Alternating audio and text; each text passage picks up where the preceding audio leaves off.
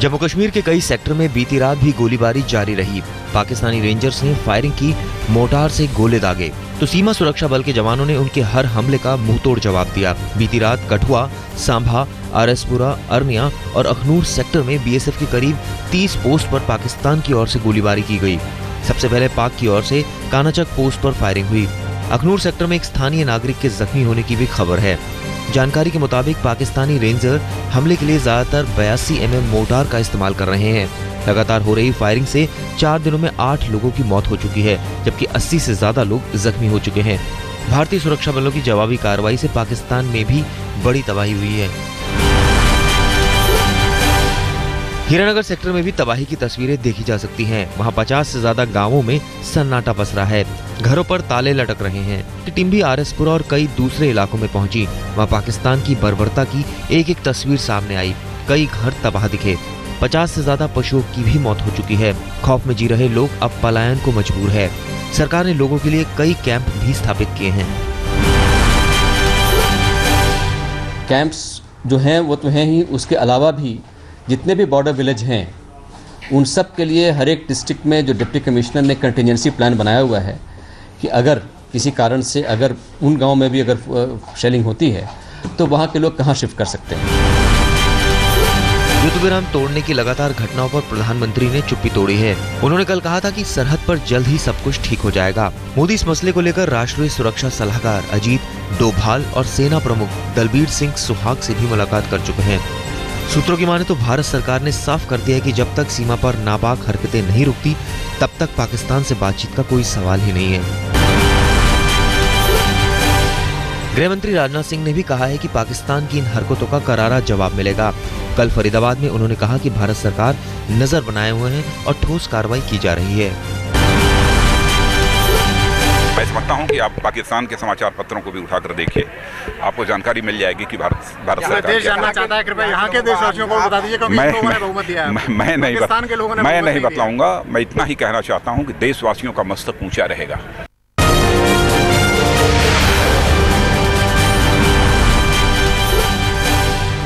महाराष्ट्र और हरियाणा में चुनाव प्रचार के लिए बीजेपी ने पूरी ताकत झोंक दी है।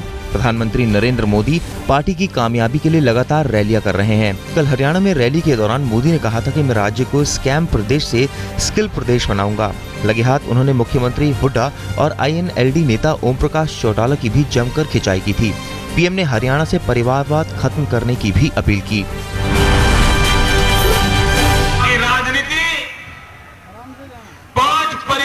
इर्द गिर्द घूमती रही है, उन परिवारों के बाहर हरियाणा की सरकार कभी गई नहीं है। ये परिवारवादी राजनीति से मुक्त नहीं होता है,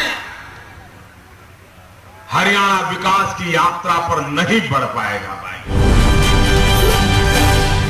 लोकसभा चुनाव में करारी हार के बाद कल एक बार फिर कांग्रेस उपाध्यक्ष राहुल गांधी चुनाव प्रचार के लिए निकले। महाराष्ट्र के रण में राहुल ने कल रायगढ़ से अपने प्रचार अभियान का आगाज किया। पहली चुनावी सभा में उन्होंने पहला टारगेट प्रधानमंत्री नरेंद्र मोदी को किया।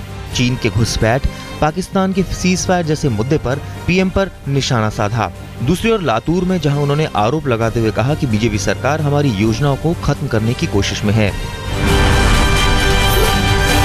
हमारे प्रधानमंत्री चीन के राष्ट्रपति के साथ झूला झूल रहे हैं और दूसरी तरफ लद्दाख में हजारों चीन के सिपाही हमारे देश के अंदर घुसे पड़े हैं।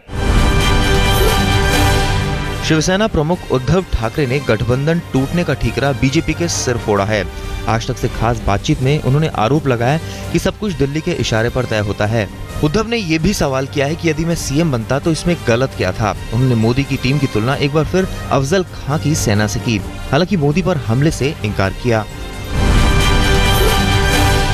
इसलिए जैसे उस वक्त एक था, समय आया था कि सारे लोग अफजल खान के वक्त, मतलब शिवाजी महाराज जी के वक्त, बहुत ही वो जो फौज थी उनके पास क्या नहीं था, सैनिक थे, हाथी थे, घोड़े थे, तोपखाना था, सब था। और ये जो केंद्र सरकार है उनको तो हमने देश सौंपा है, तो वो छोड़कर वो अगर राज्य की स्टेट इलेक्शन में आ जाए तो वो गलत। सियासी हमलों के बीच आज प्रधानमंत्री नरेंद्र मोदी महाराष्ट्र में चुनावी अभियान पर होंगे। उनकी 4 रैलियां होनी है। पहली रैली शरद यादव के गढ़ बारामती में होगी, फिर वे सांगानेर, पिंपरी और फिर मुंबई में रैली करेंगे। केंद्रीय गृह मंत्री राजनाथ सिंह और पार्टी अध्यक्ष अमित शाह भी महाराष्ट्र में 4-4 रैलियों को संबोधित करेंगे। कांग्रेस अध्यक्ष सोनिया गांधी भी महाराष्ट्र में रैली करेंगी। आज वो कोल्हापुर और औरंगाबाद में जनसभा को संबोधित करेंगी, जबकि पार्टी उपाध्यक्ष राहुल गांधी अपने प्रचार अभियान के दूसरे दिन हरियाणा में 3 रैली करेंगे। आज वो फिरोजपुर, जीरक, रेवाड़ी और गन्नौर में पार्टी के लिए वोट मांगेंगे।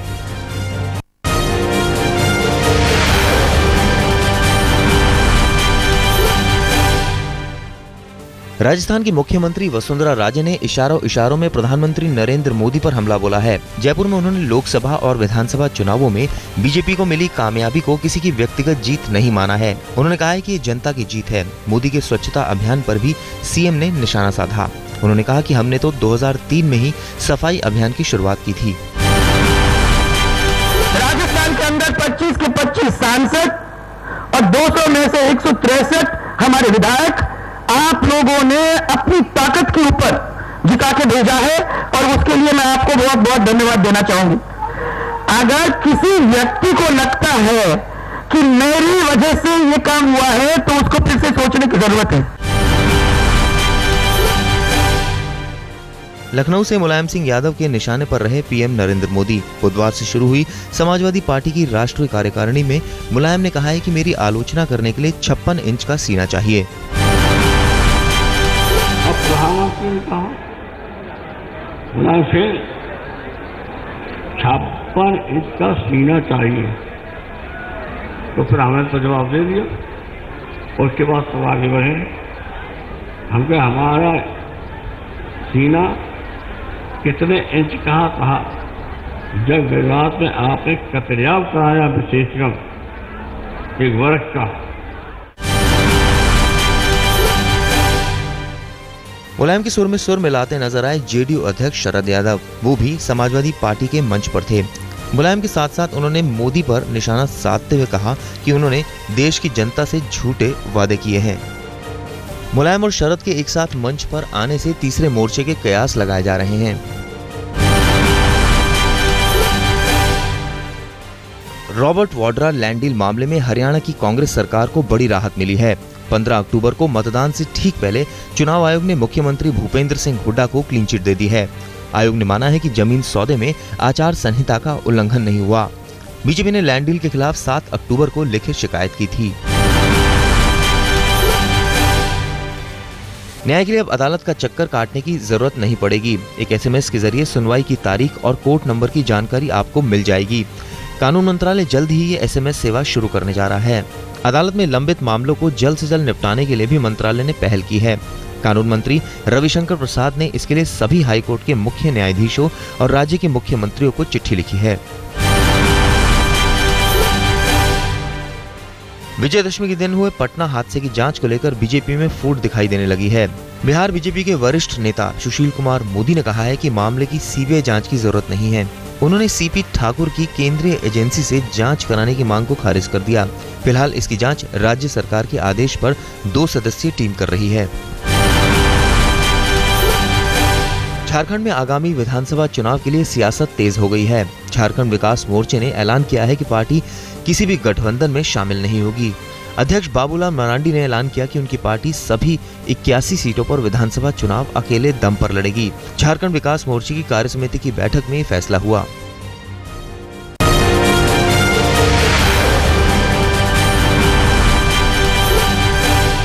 प्रधानमंत्री नरेंद्र मोदी और सचिन तेंदुलकर कल साथ साथ नजर आए। मौका था एयरफोर्स डे का। गाजियाबाद के हिंडन एयरबेस पर दोनों के साथ फोटो खिंचवाने की होड़ दिखी। इस मामले में प्रधानमंत्री भी नजर आए। मोदी के साथ फोटो खिंचाने वालों में होड़ लग गई। वर्धमान धमाके में एक और बड़ा खुलासा हुआ है। 2 गिरफ्तार महिलाओं ने बताया है कि एक मदरसे में 40 महिलाओं को आतंकी ट्रेनिंग दी जा रही थी। खुलासे के मुताबिक उस मदरसे में बाहरी लोगों के आने जाने पर प्रतिबंध था। जम्मू कश्मीर के पुंछ में लाइन ऑफ कंट्रोल से पुलिस ने आतंकी साजिश में शामिल होने के आरोप में एक संदिग्ध को गिरफ्तार किया है। फिलहाल अधिकारी पूछताछ कर पूरी जानकारी जुटा रहे हैं कि वो किस आतंकी संगठन के लिए काम करता है और अब तक वो किन किन गतिविधियों में शामिल रहा है।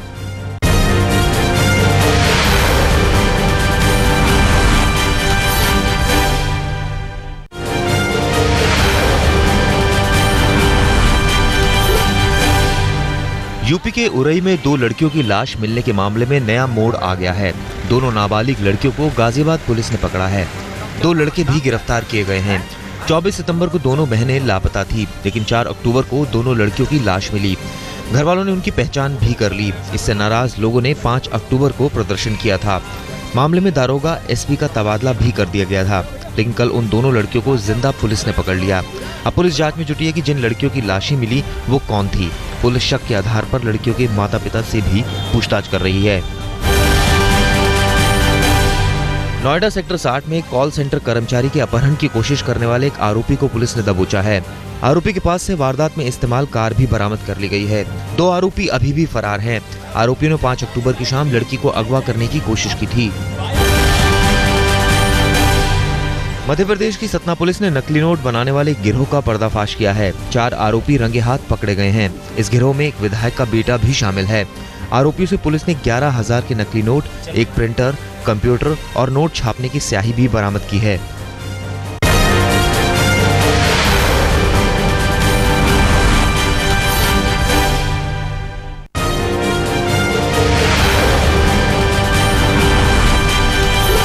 मैनपुर में एक ही परिवार के कई सदस्यों को एड्स की बीमारी का पता चला है। इस परिवार में अब तक बीएसएफ जवान समेत 5 सदस्यों की मौत हो चुकी है। परिवार के 3 और बच्चे इस बीमारी से ग्रसित हैं, जिनका इलाज सैफई के अस्पताल में चल रहा है। हैरानी की बात यह है कि कोई उन बच्चों को अपने पास रखने के लिए तैयार नहीं है। इसकी खबर लगते ही जिलाधिकारी मैनपुरी ने सीएमओ को टीम के साथ मौके पर पहुंचने का आदेश दिया। प्रशासन इस मामले में आर्थिक मदद के लिए भी आगे आया है। असम के गोलपाड़ा में कल बाढ़ पीड़ितों ने राज्य सरकार के खिलाफ प्रदर्शन किया। उनकी नाराजगी मदद के रूप में खराब सामान दिए जाने को लेकर थी। नाराज लोगों ने NH-37 जाम किया। पुलिस को आवाजाही खुलवाने के लिए लाठियां भांजनी पड़ी। इस कार्रवाई से नाराज भीड़ ने कई गाड़ियों में तोड़फोड़ की। साथ ही मदद के लिए दिए गए सामान को भी आग लगा दी। पुलिस ने शांति भंग करने के आरोप में कुछ लोगों को गिरफ्तार किया है। चक्रवाती तूफान हुदहुद के आज अंडमान निकोबार द्वीप पार करने की संभावना है। उड़ीसा और आंध्र प्रदेश के कुछ हिस्सों में इसका खतरा मंडरा रहा है। 12 अक्टूबर को हुदहुद विशाखापट्टनम और उड़ीसा के गोपालपुर के बीच समुद्री तट को हिट करेगा। आशंका है कि हवाओं की रफ्तार 155 किलोमीटर प्रति घंटा हो सकती है और समंदर में ऊंची लहरें भी उठेंगी। खतरे से निपटने के लिए ओडिशा की मुख्यमंत्री ने समीक्षा बैठक बुलाई है। NDRF की 12 टीमें भी तैयार हैं। आज से 24 घंटे का कंट्रोल रूम भी शुरू हो जाएगा।